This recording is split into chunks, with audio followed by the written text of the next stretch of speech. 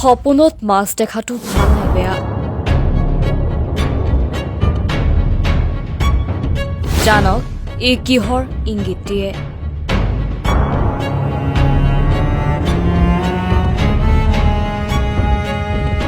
সাধাৰণতে প্ৰতিজন মানুহে সপোন দেখে। সপোনবোৰ আমাক ভৱিষ্যতৰ পৰিঘটনাৰ দিশে আঙুলিয়াই দিয়ে। কওঁ যে কিছুমান সপোনে আমাক সুখী অনুভৱ কৰায়, আনহাতে কিছুমান সপোনে আমাক ভয় খুৱায়। কিন্তু আপুনি দেখা সপোনটোৰ অৰ্থ বাস্তৱ জীৱনত একে হোৱাটো প্ৰয়োজন নহয়। ইয়াত আমি কম যে যদি আপুনি সপোনত মাছ দেখা পায়, তেন্তে সপোনৰ কিতাপ অনুসৰি ইয়াৰ অৰ্থ কি? সপোন বিজ্ঞানৰ মতে যদি কোনো ব্যক্তিয়ে সপোনত মাছ দেখে, তেন্তে ইয়াক শুভ বুলি গণ্য কৰা হয়। লগতে ইয়াৰ অৰ্থ হ'ল কাৰোবাৰ পৰা হঠাতে টকা পাব পাৰি, ব্যৱসায় আৰু কেৰিয়াৰত লাভ হ'ব পাৰে। কাৰণ হিন্দু ধৰ্মত মাছক ধনৰ দেৱী লক্ষ্মী দেৱীৰ লগত জড়িত কৰা হয়। মাছক মংগলৰ প্ৰতীক বুলি গণ্য কৰা হয়। আনহাতে মৎস্য অৱতাৰ ভগৱান বিষ্ণুৰ প্ৰথম অৱতাৰ।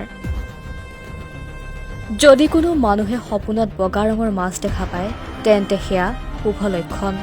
তাৰ অৰ্থ হ'ল তেওঁৰ জীৱনত দৰিদ্ৰতা শেষ হ'বলৈ ওলাইছে আৰু তেওঁ আৰ্থিক বিপদৰ পৰা মুক্তি পাব। আগন্তুক সময়ত আপুনি আৰ্থিক সুবিধা লাভ কৰিব।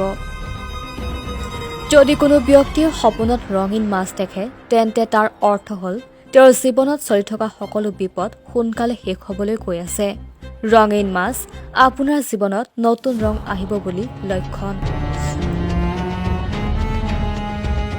যদি আপুনি পানীত মাছ সাঁতুৰি থকা দেখিছে, তেন্তে বুজি লওক যে আপোনাৰ পৰিয়াল আৰু জীৱনত সমৃদ্ধি আহিবলৈ ওলাইছে।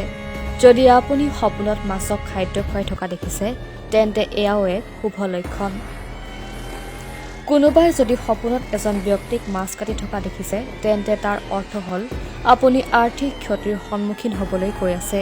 সেইবাবে টকাৰ লগত জড়িত বিষয়বোৰত অলপ সাৱধান হওক, কাৰণ আগন্তুক সময়ত আপুনি হয়তো আৰ্থিক সংকটৰ সন্মুখীন হ'ব লাগিব পাৰে।